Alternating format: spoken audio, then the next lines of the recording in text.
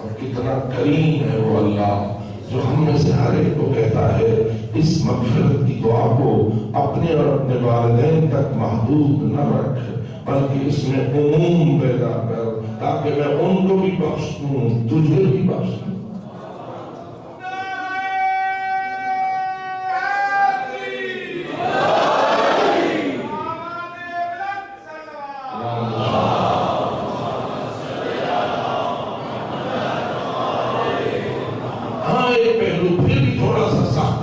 کہ جس کی طرف پھر توجہ دلانا ضروری ہے، کچھ گناہ تو ایسے ہوتے ہیں جو فقط کسی کی شفاعت یا سفارش سے بخت کیے جاتے ہیں، لیکن کچھ گناہ ایسے ہوتے ہیں جن کی بخشش کی شرطیں ذرا سخت ہوتی ہیں، اور وہ ہوتے ہیں کہ دل میں کسی مظلوم پہ ظلم ہوا ہو،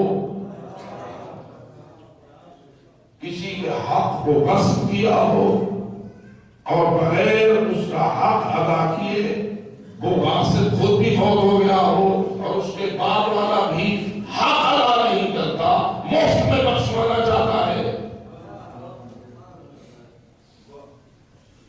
آپ کسی یتیم کی جگہ دیکھ لیں، یعنی ایک یتیم ہے، اس کو فرض کر لیں، اپنے آپ کو اس یتیم کی سیٹ پر بٹھا دیں، اس کا کسی طاقتور نے مکان چھین لیا اور اس پہ قبضہ کر کے خود رہا، فوت ہو گیا، اب تک واپس نہ ہوا۔ اب بیٹا ہے، کہتا ہے ربنا اغفر لی ولوالدی، اے اللہ میرے والد صاحب کو بخش دے، لیکن میں مکان واپس نہیں دوں گا۔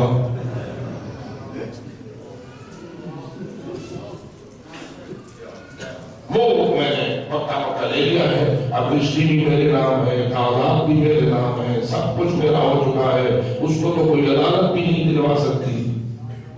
چیف جسٹس صاحب کا بھی اختیار نہیں چلتا، اس لیے کہ چیف جسٹس بھی تو دستاویز دیکھ کے فیصلہ کرتا ہے، اور دستاویز تو اس کے لیے پکی بن گئی ہے، لہذا اب واپس ہو نہیں سکتا، لہذا میں نے دینا نہیں، اے اللہ میرے ابا کو بخش دے۔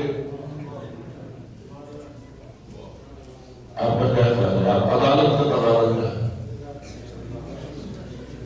یتیم کو اس کا حق واپس ملے تو بخشش ملے، یا بغیر حق دیے بھی بخشش ہو جائے؟ میں نے سنا تھا، آپ کو اس کا بات کرنے والے ہیں، مجھ سے زیادہ بہتر جانتے ہوں گے، سنا تھا دور انگریز میں کوئی قانون تھا کہ اگر کوئی کسی پہ ناجائز قبضہ کر لے تو وہ ناجائز رہے گا 50 سال تک، اگر 50 سال تک وہ قبضہ واپس نہ ہوا تو 50 سال کے بعد وہ ناجائز قبضہ بھی جائز بن جائے گا۔ وہ قانون تھا، پتہ نہیں آپ کا شاید وہ ختم ہو گیا ہوگا، لیکن آپ کا کیا خیال ہے، ایسا قانون ٹھیک ہے؟ نہیں، آپ نے تو 14 صدیاں گزر گئی ہیں، ناجائز قبضے کو جائز قبضہ نہیں۔ امیر المومنین کا یہ جملہ میں رحمۃ اللہ علیہ موجود ہے، ان الحق القدیم لا یبدلہ شیء، حق پرانا ہو جائے وہ باطل نہیں ہو سکتا۔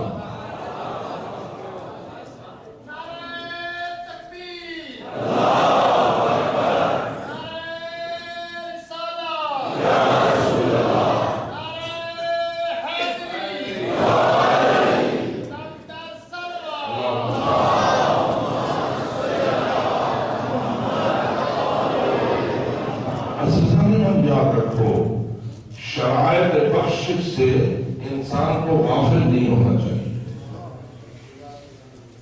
اور جس کا حق ہے وہ حق ادا ہوگا تو علی کے ہاتھ سے جنت کا ٹکٹ ملے گا،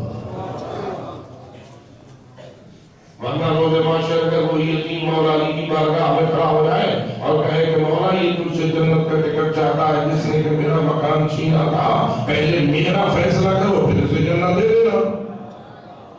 تو فرمائیے علی کی عدالت کا تقاضا کیا ہوگا؟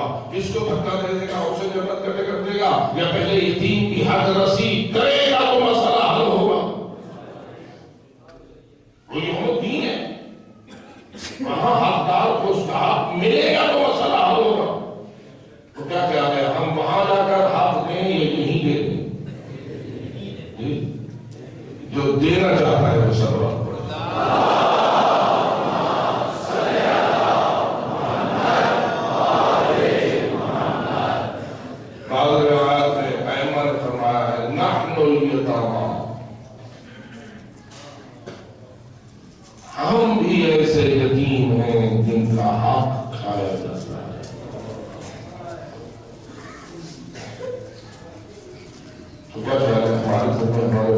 کوئی حق ہے جن کے ظہور کی ہم روزانہ دعائیں مانتے ہیں، کیا ان کا بھی ہمارے ذہن کوئی حق ہے؟ پہلے تو یہ بتاؤ ہے یا نہیں؟ اگر مانتے ہو تو شیعہ ہو، اگر نہیں مانتے ہو تو پتہ نہیں کیا ہو۔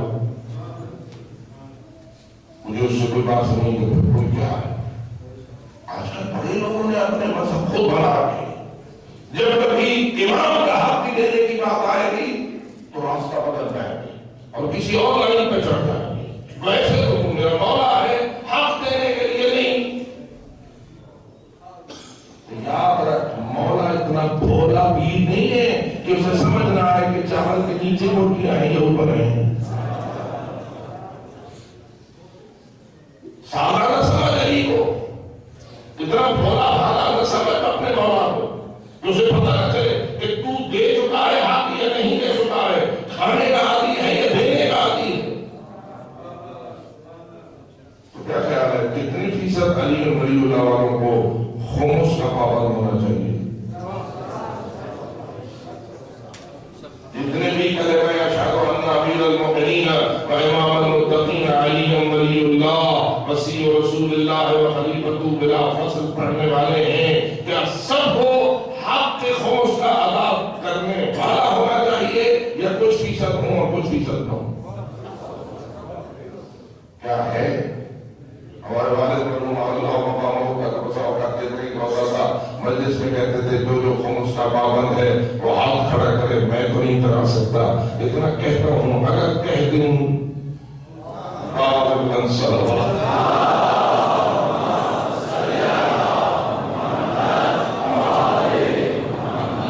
سب مانتے ہیں اول نماز، دوسرا خمس، تیسرے زکات، چوتھے تیسرے حج، چوتھے زکات اور پانچویں خمس۔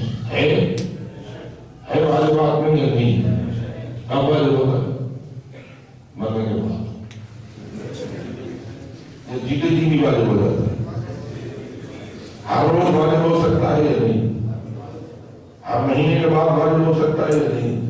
آخری قیمت ایک سال ہے، جتنی آپ تجھے مہلت دی ہے، رعایت دی ہے، اس میں سے آخری رعایت ایک سال ہے۔ ایک سال کے بعد تجھے اپنی بچت کا جائزہ لینا اور اس کے خمس کا حساب کرنا اور پھر اس کا خمس ادا کرنا، ان کو دینا جن پہ زکات حرام ہے سادات کو، اور اس کو دینا جس کے نام کی ولایت کا کلمہ پڑتا ہے۔ یہ ہر مومن پر فرض ہے۔ میری طرف سے کچھ حق ادا ہو گیا، اللہ تعالیٰ کی ذات میری طرف سے بھی قبول فرمائے اور آپ کی طرف سے بھی قبول فرمائے۔ اللہ تعالیٰ کی ذات ہمیں تقویٰ پر پورا اترنے کی توفیق نصیب فرمائے۔ اس لیے کہ کل بھی میں نے عرض کیا تھا کہ ذالک الکتاب لا ریب فیہ ھدی للمتقین۔ قرآن کی ہدایت کسے نصیب ہوتی ہے؟ متقی کو۔ متقی کون ہوتا ہے؟ جو واجبات کا پابند ہو یا بے پرواہ ہو۔ لقد من اللہ علی المؤمنین، احسان مومنوں پہ کیا ہے اللہ نے کہ ان کے لیے رسول بھیجا ہے۔ اگرچہ کہ رسول آیا تو ہر انسان کے لیے ہے، لیکن گویا جیسے وہاں قرآن کو متقینوں سے مختص کیا ہے، یہاں رسول کے احسان کو بھی مومنوں سے مختص فرمایا ہے کہ مومن ہوگا تو احسان مانے گا، نہیں تو اس احسان کو تسلیم ہی نہیں کرے گا تو فائدہ کیا اٹھائے گا۔ یاد رکھ، کوئی بھی دوا اور کوئی بھی نسخہ فائدہ اسے دیتا ہے جو پرہیز کرتا ہے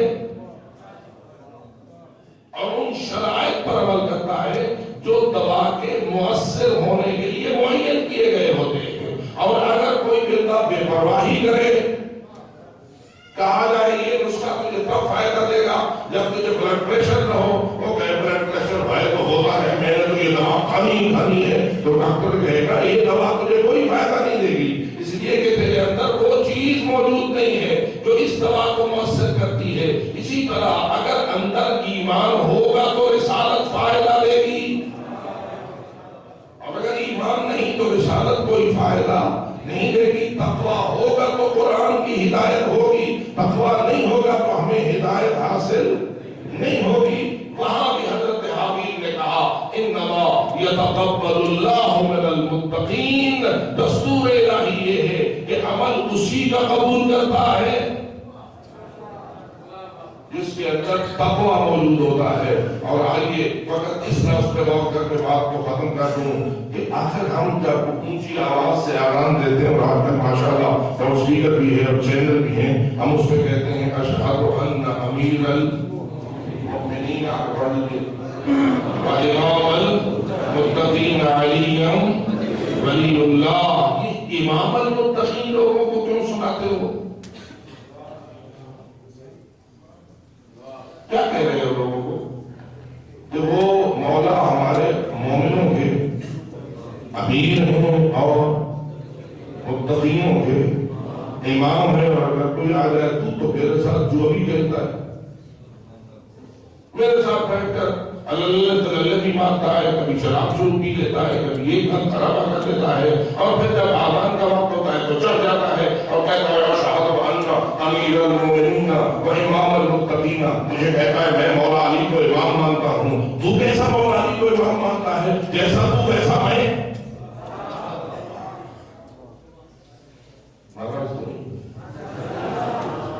وہ کن کے امام ہیں؟ قرآن کن کے لیے ہدایت ہے؟ قرآن ہدی للمتقین ہے. جو قرآن ثابت ہے وہ ہدی للمتقین ہے. جو قرآن ناطق ہے وہ امام المتقین ہے. بس بتائیے مولا علی کو ایک پارٹی کا چیئرمین نہ سمجھیے کہ جب اس کے ان کے ہاتھ میں جنت و جہنم کی ٹکٹیں آ جائیں گی تو وہ جو جیسے پارٹی کے چیئرمین اپنوں میں سب کو لٹا دیتے ہیں اور شرائط کی پرواہ نہیں کرتے, اب مولا علی کسی پارٹی سیاسی پارٹی کے چیئرمین نہیں ہے, وہ متقینوں کے امام ہیں.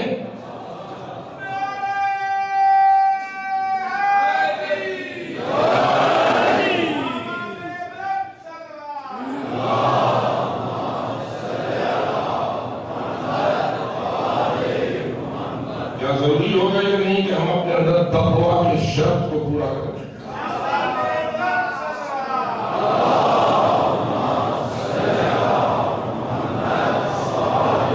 تقویٰ نام ہے واجبات کی ادائیگی کا, محرمات سے اجتناب کا.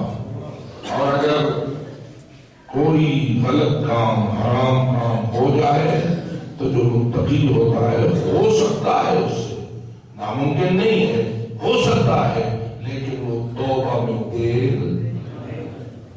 جیسے کپڑا نجس ہو جائے تو آپ اتنی دیر بعد اسے پاک کرتے ہیں. ہاتھ نجس ہو جائے کبھی سنڈے سے نکل رکھتے ہیں اور ہم پاک کرنے کی کوشش کرتے ہیں. تو جیسے انسان کا جسم نجس ہو جائے تو اسے جلدی پاک کرنا چاہیے, ایسے ہی گناہ سے روح نجس ہو جائے تو اس کو بھی کس سے بات کرنا چاہیے؟ توبہ کے پانی سے. اور اللہ نے تیرے لیے توبہ کو عام کر دیا ہے, فرماتا ہے تو توبہ کر, میں تواب الرحیم ہوں, مجھے بخشنے میں کوئی دیر نہیں ہوگی. لیکن جو رہبروں میں برحق ہوتے ہیں اور جو ائمہ متقین ہوتے ہیں ان کو محبت انہی سے ہوتی ہے جو تقویٰ کی شرط کو پورا کرتے ہیں.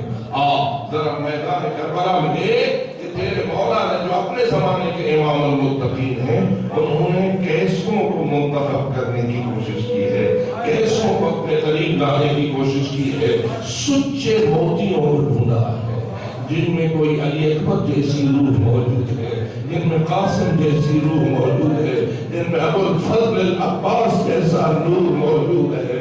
بلکہ میں حیران ہوتا ہوں کہ میرے مولا حسین یہ کیا طریقہ کار ہے, خود تو منتخب کر کے مدینے سے لائے ہو, عباس اور عباس کے بھائیوں کو خود منتخب کر کے لائے ہو, یتیم قاسم کو خود منتخب کر کے لائے ہو, اپنے علی اکبر و اصغر کو خود منتخب کر کے لائے ہو, اور محمد جیسے بھائیوں کو خود منتخب کر کے لائے ہو, خود تو لائے ہو, لیکن کم از کم جب شب عاشور آپ نے خیمے میں سب کو اکٹھا کرنا تھا اور چراغ بجھانا تھا تو اپنی مخلص اہل البیت کے قیمتی موتیوں کو انہیں تو کم از کم باہر رکھ دیتے اور فقط اپنے عام جانشاروں کو اکٹھا کرتے اور کہتے کہ تم میں سے جو کوئی زندگی چاہتا ہے تو وہ بے شک بچانا چاہتا ہے تو چلا جائے. لیکن میں حیران ہوتا ہوں جب چراغ بجھا ہے اور اندھیرا ہوا ہے اور فرزند بطول کھڑے ہوئے ہیں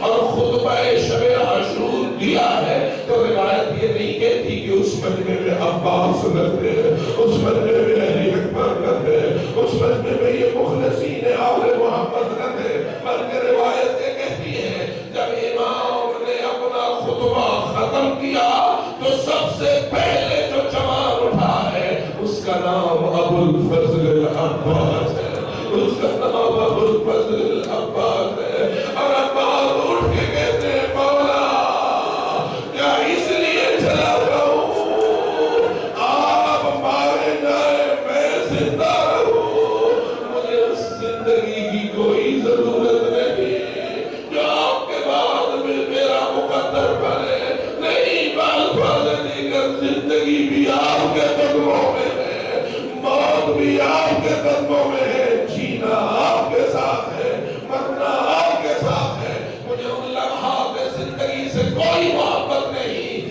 جو آپ کے بعد مجھے کوئی اثر آئے، بس آؤ عزادارو، آؤ ذرا اس منظر کو دیکھو۔ شہید مطہری اور دیگر مورخین میں لکھا ہے ابو الفضل العباس کا عاشور اس طرح گزرا ہے کہ سارا دن مولا کے ساتھ ایسے رہے ہیں جیسے بدن کے ساتھ سایہ ہوتا ہے، ایسے رہے ہیں جیسے جسم کے ساتھ سایہ ہوتا ہے، نہ چھوڑنا مناسب تھا اور نہ چھوڑا ہے، اس لیے کہ عاشور کے دشمنوں سے حسین کی حفاظت اگر عباس نہ کرے گا تو کون کرے گا، اس لیے عباس ایک باڈی گارڈ کی شکل میں فرزند بطول کے ساتھ ساتھ رہے۔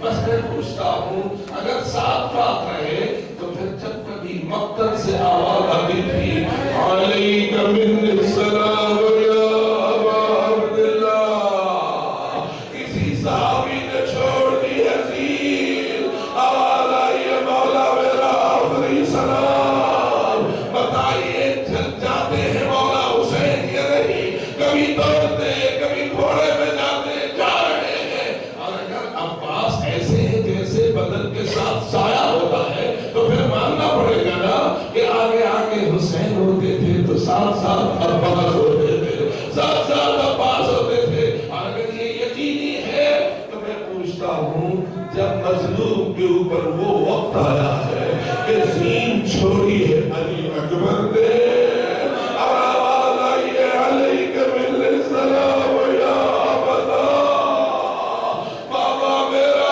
آخری سلام، اور چلے مولا حسین، اور تاریخ کہتی ہے کہ کیا کیا، پہنچے جو ہیں ہم شکل پیغمبر کے جنازے پر، جھکے جھکے اب اتنے جھکے کہ وضع خطہو علی خطہ، رخسار علی اکبر کے رخسارے پہ رکھا، آواز دی یا بنیا علی الدنیا بعدک العفا۔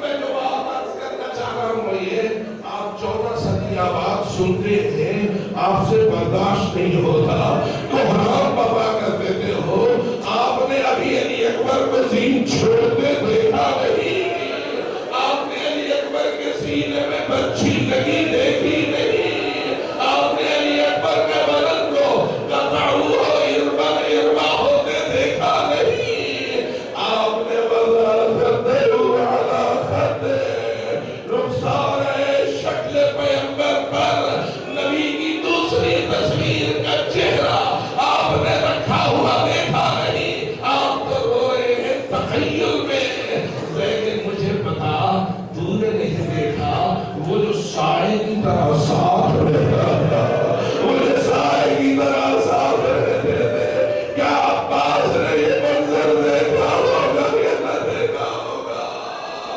آئے عزادارو، مجھے نہیں سمجھ آتی ہے ام البنین کے چار علی اکبر کے ساتھ یہ تصویر حسینی تیرے جگر کو کیسے خون خون کر رہی ہوگی، تیرے جگر میں کتنے سورہ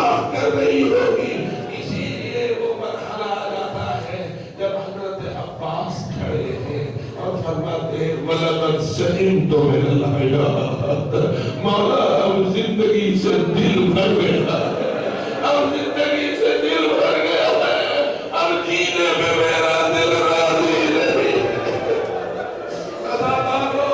میں کیسے عرض کروں کہ عباس تم نے علی اکبر کا یہ منظر دیکھا، تیرا دل زندگی سے بھر گیا ہے، اور تو نے لاش حسین پہ گھوڑے دوڑتے نہیں دیکھے، تو نے مظلوم گندہ کے سرا پہ سوار نہیں دیکھا، تو نے وہ منظر نہیں دیکھا جو بہنوں نے دیکھا ہے، جو بیٹیوں نے دیکھا ہے۔